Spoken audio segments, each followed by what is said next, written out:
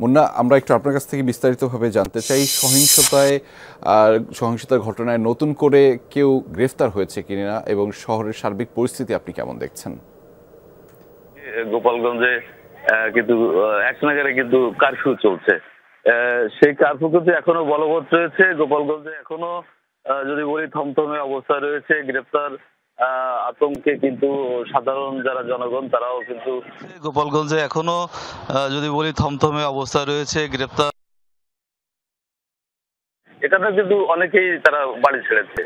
আর গ্রেপ্তারের বিষয়টি আমরা সর্বশেষ যেটা জানতে পেরেছি যে গতকালকে পর্যন্ত 25 জন কে গ্রেপ্তার করা হয়েছে এবং তাদেরকে জেল হাজতে পাঠানো হয়েছে। আমি কিছুক্ষণ আগে গোপালগঞ্জের সদর থানার ওসি মীর সাজিদুর রহমানের সাথে কথা বলেছি।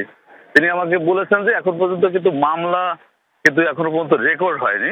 গ্রেপ্তার রয়েছে, তবে তিনি আমাকে সংখ্যাটি এখনো জানাতে পারেনি। হয়তোবা আমরা দুপুর নাগাদ জানতে পারবো। আর যে কারফিউ চলছে, কারফিউর মধ্যে কিন্তু দু একটি গাড়ি এবং কিছু লোকজন যারা শ্রমজীবী মানুষ, যাদের আসলে শ্রম বিক্রি করে যাদের সংসার চালাতে হয়, তারা কেউ কেউ কিন্তু ঘর থেকে বেরিয়েছে। এই জন্য আমরা রাস্তায় কিছু কিছু রিক্সা, ভ্যান এবং ইজি বাইক আমরা রাস্তায় বের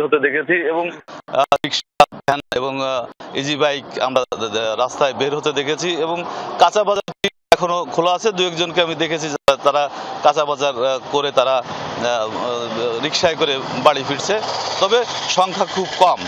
আর সব মিলিয়ে হয়তো আজকে কিন্তু কারফিউ বেলা 11টা থেকে বেলা 2টা পর্যন্ত শিথিল থাকবে। এরপরে 2টা থেকে আবার 6টা কারফিউ আবার আগের মতনই বলবৎ থাকবে। তবে এরপরে সিদ্ধান্ত নেওয়া হবে যে কারফিউ কত পর্যন্ত আবার বাড়ানো হবে না কমানো হবে, এটি সিদ্ধান্ত নেওয়া হবে। রেজা, সেই খবরের বিস্তারিত আপনার মাধ্যমে জানছিলাম। ধন্যবাদ মোজাম্মেল হোসেন মুন্না আমাদের সাথে যুক্ত হবার জন্য।